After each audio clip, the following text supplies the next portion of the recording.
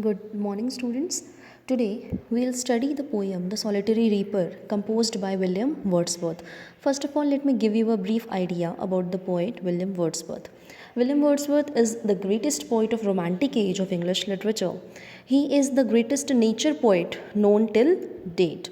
Wordsworth सबसे बड़े प्रकृति प्रेमी माने जाते हैं, प्रकृति कवि माने जाते हैं. आज तक की डेट में इनसे बड़ा कोई प्रकृति प्रेमी इंग्लिश लिटरेचर के इतिहास में और प्रकृति कवि इंग्लिश लिटरेचर के इतिहास में नहीं हुआ है.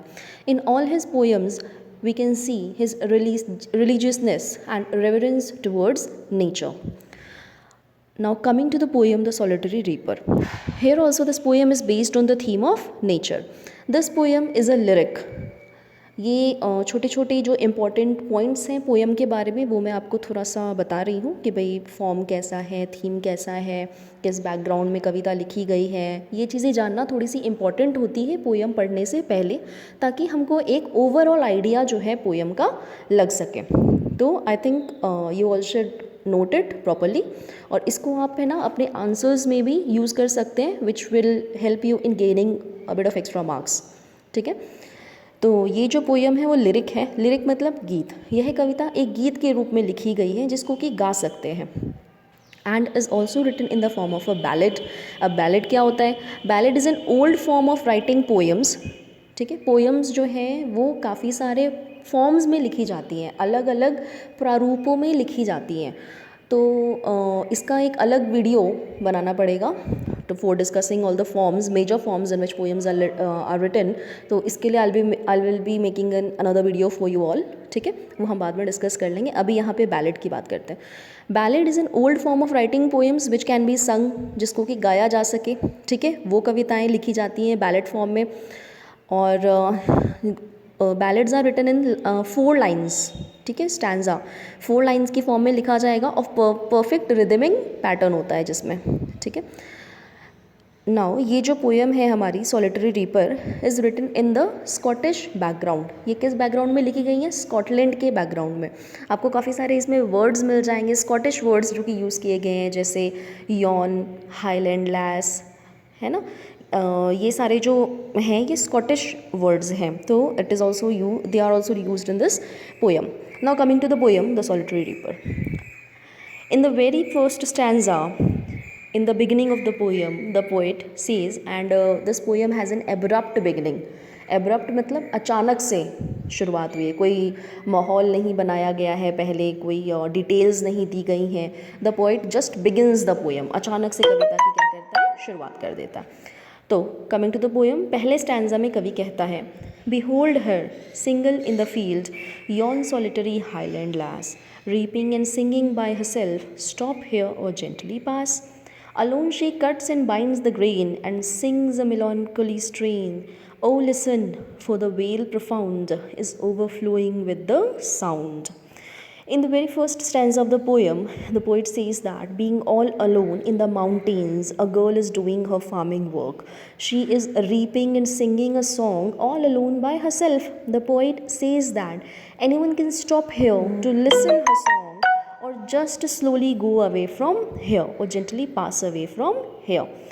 The girl alone is busy cutting and binding the grain. The poet then guesses about her singing. The poet says that maybe she is singing some old sad song. He urges the readers to listen to the girl's song, which is filling up the entire valley. कवि कहता है कि एक लड़की अकेले पहाड़ पर अपना खेती का काम कर रही है, जैसे फसल काटना और उसको बांध करके रखने का काम कर रही है, और वह एक बेहद सुंदर सा गीत गुनगुना रही है, गा रही है.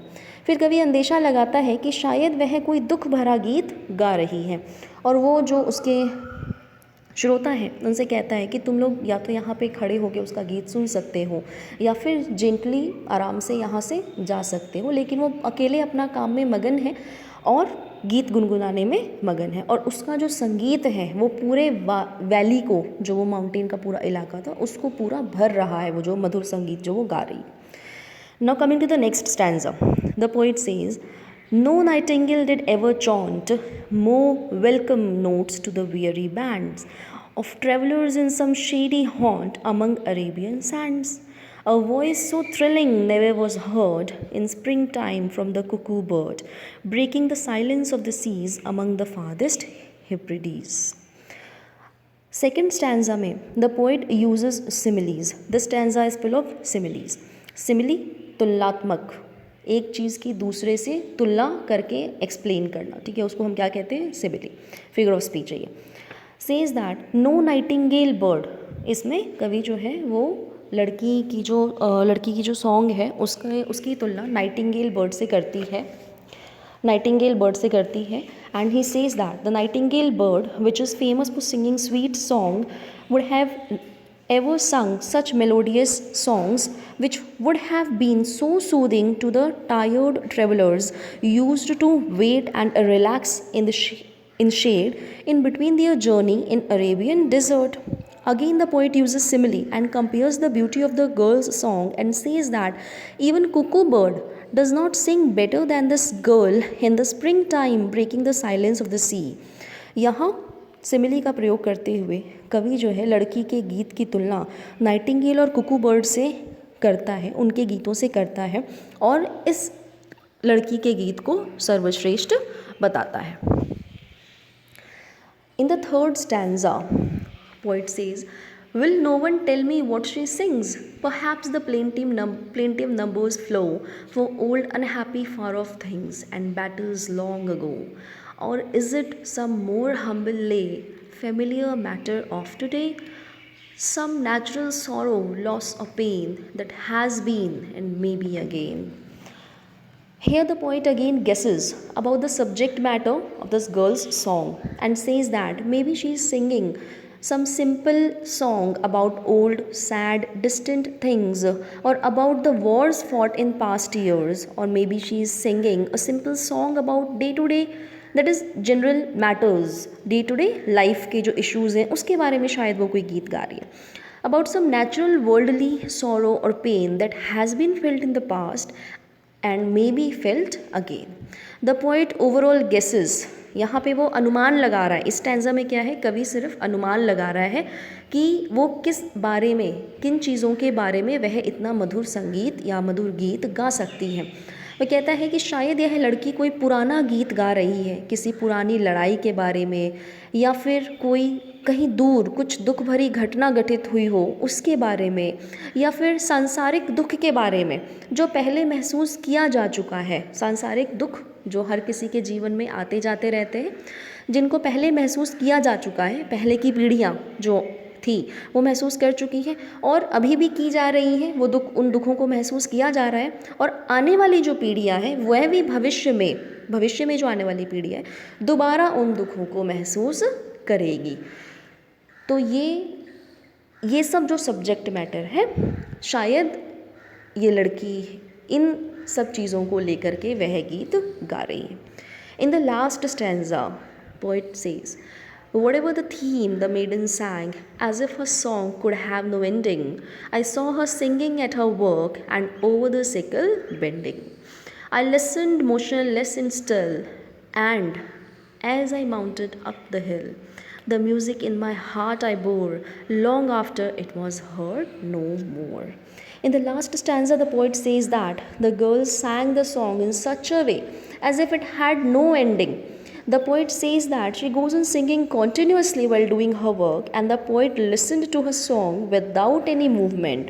And when he moved upward towards the hill, or he went away from there, he was not able to hear the song of the girl, but he remembered her song, and the music was there in his heart, and it will remain forever there.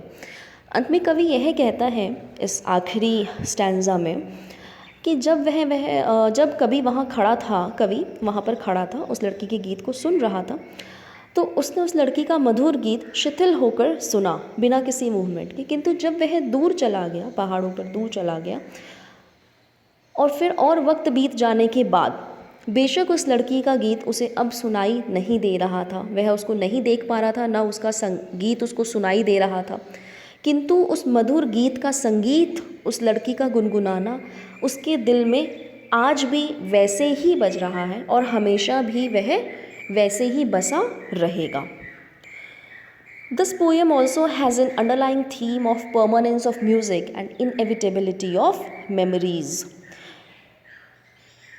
एक underlying theme भी इस poem की है, इस कविता की है कि संगीत जो है वो हमेशा ज़िंदा रहता है और यादें जो हैं वो कभी ख़त्म नहीं होती, वो हमेशा ज्यों की त्यों रहती है। बेशक वो वक्त बीत जाता है, वो घटनाएं ख़त्म हो जाती हैं, लेकिन याद जो है वो दिल में हमेशा बसी रहती है। जैसे कि कवि अब वहाँ पे नहीं है, उस लड़की का गीत उसको नहीं सुनाई दे रहा है, लेकिन वो याद जो है, वो संगीत, उसका गुनगुनाना, वो मधुर आवाज़, वो आज भी उसके दिलो दिमाग पे छाई हुई है और हमेशा वो चीज़ रहेगी। तो यहाँ पे क्या है, मेमोरीज़ की परमानेंस दिखाई गई है, इनएविटेबिलिटी, कभी ख़त्म ना होना, यादें जो हैं वो कभी ख़त्म नहीं होती हैं। इस नोट के ऊपर ये पोयम जो है, सिंपल सी छोटी सी कविता है ये, जिसको कि बाकायदा आप गा भी सकते हैं। I hope you all will practice this which will be good enough for you. तो ये कविता यहाँ पे इस नोट पे ख़त्म होती है। कुछ इंपॉर्टेंट पॉइंट्स जो थे वो थ्रू आउट द वीडियो मैं बीच बीच में बताती गई हूँ, तो आप उसको ध्यान में रख सकते हैं एंड उसके हिसाब से अपना आंसर प्रिपेयर कर सकते हैं, ठीक है। And I hope you all have understood this poem and you री read it again and again, दोबारा बार बार इसको पढ़िए फॉर बेटर अंडरस्टैंडिंग, ठीक है। और जो भी आपकी क्वेरीज होंगी वो आप व्हाट्सएप के माध्यम से या जो यूट्यूब का चैनल है हम लोगों का, अपने कॉलेज का, महाविद्यालय का, उसको आप सब्सक्राइब करिए, वहाँ पे आप अपनी क्वेरीज पूछ सकते हैं, तो that will be answered from my side. So thank you.